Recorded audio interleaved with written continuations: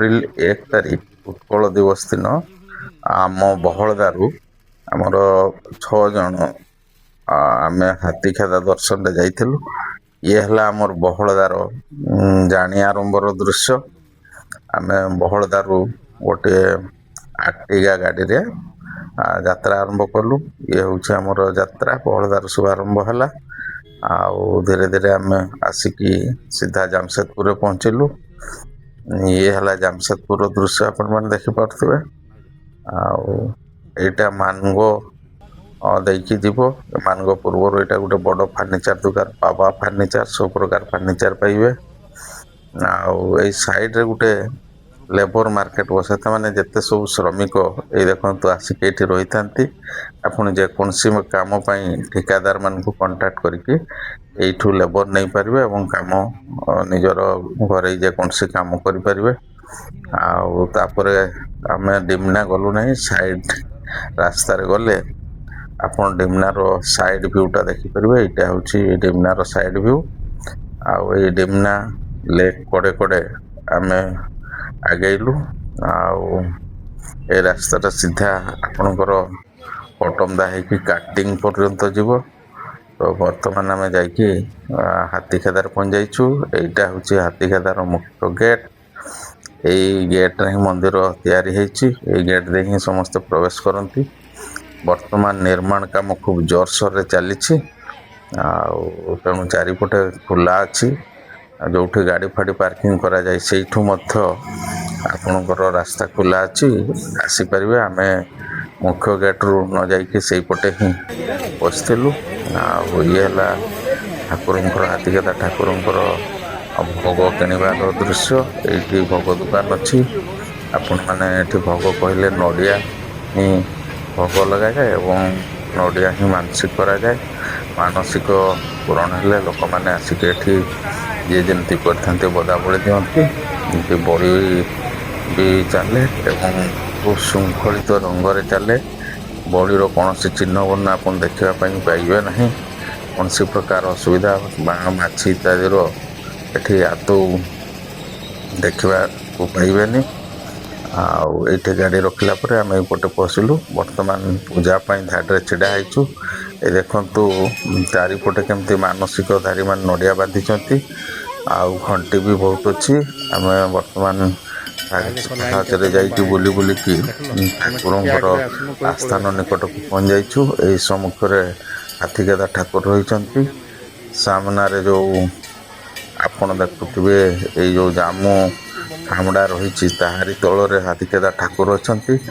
ଆଉ ସେପଟେ ଯୋଉଟା ଓଭରବ୍ରିଜ ଟାଇପର ଦେଖୁଛନ୍ତି ସେଇପଟେ ଯେତେ ବଳି ଜିନିଷ ସେଇ ବାହାରକୁ ଯାଏ, ଯୋଉଟା କି ସାଧାରଣ ଲୋକ ଦେଖିପାରିବେନି। ଆଗରୁ ପୁରୁଷ ଲୋକମାନେ ହିଁ ଯାଉଥିଲେ, ଏବେ ବହୁତ ସ୍ତ୍ରୀ ଲୋକ ଭକ୍ତ ବି ଯାଉଛନ୍ତି। ତେଣୁ ଏସବୁ ସୁନ୍ଦର ବ୍ୟବସ୍ଥା ହେଇଛି। ପୂଜା ପରେ ବାହାରିଲା ପରେ ଏପଟେ ମାନସିକଧାରୀଙ୍କର ନଡ଼ିଆ ବାନ୍ଧିବାର ସବୁ ବ୍ୟବସ୍ଥା ଅଛି। ଆଉ ଏଇଟା ଗୋଟେ ସେଲଫି ପଏଣ୍ଟ। ଏଥିରେ ଲୋକମାନେ ସବୁ ପୂଜା ସାରିଲା ପରେ ଫଟୋ ଉଠେଇଥାନ୍ତି। ଆଉ ଆମେ ମଧ୍ୟ ଏଇଠି ଫଟୋ ଉଠେଇଲୁ। ଆଉ ଆପଣ ପୂଜା ସାରିଲା ପରେ ଚାରିପଟେ ବହୁତ ସୁନ୍ଦର ଗଛ ଛାଇ ସବୁ ରହିଛି। ଆଉ ସେଗୁଡ଼ିକରେ ପ୍ରସାଦ ରନ୍ଧନ କରିବାର ସବୁ ଚାଳିଆ ସବୁ ରହିଛି ଏବଂ ଲୋକ ରହିଛନ୍ତି।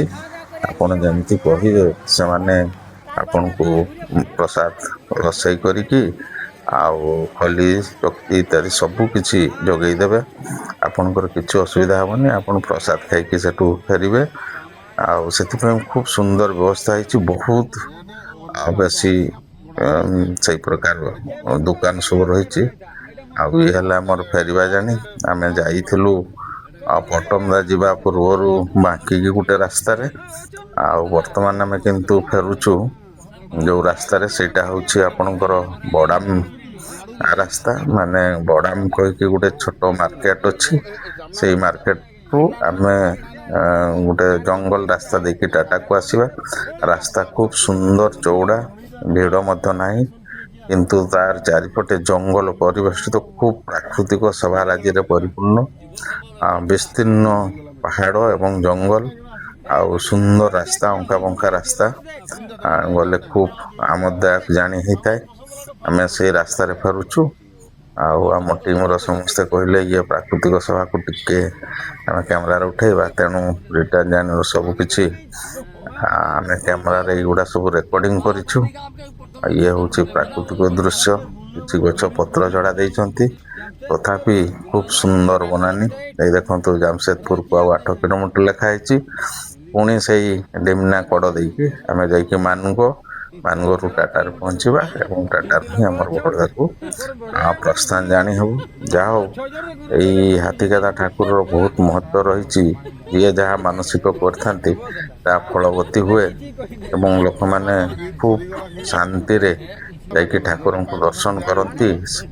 ଆଉ ଯେତେ ଭିଡ଼ ଥିଲେ ବି ଦର୍ଶନର ଅସୁବିଧା ହୁଏ ନାହିଁ, ସୁବନ୍ଦୋବସ୍ତ ଅଛି। ଆଉ ପ୍ରସାଦ ଖାଇକି ଆସନ୍ତି, ଖୁବ୍ ସୁନ୍ଦର ଅନୁଭୂତି ଗୋଟେ ହୁଏ। ଆଉ ହାତୀଗାଧା ଠାକୁର ବହୁତ ପ୍ରତ୍ୟକ୍ଷ ଠାକୁର। ଆପଣ ବି ଯାଇକି ସେଠି ପୂଜା କରିବାର ସୌଭାଗ୍ୟ ଲାଭ କରନ୍ତୁ। ଆଉ ଯାଇକି ହାତୀଗାଧା ଦେଖି ଆସନ୍ତୁ, ଖୁବ୍ ସୁନ୍ଦର ହେଇଛି। ଏବଂ ଆପଣ ହାତୀଗାଧା ଗଲେ ଗୋଟେ ସୁନ୍ଦର ଅନୁଭୂତି ପାଇବେ। ଆଉ ବହଳଦାରୁ ଏଇଟା ପାଖାପାଖି 120ରୁ 130 କିଲୋମିଟର ଭିତରେ ହବ। ତେଣୁ ଯାଇକି ଥରେ ହାତୀଗାଧା ଦର୍ଶନ କରି ଆସନ୍ତୁ, ବହୁତ ଭଲ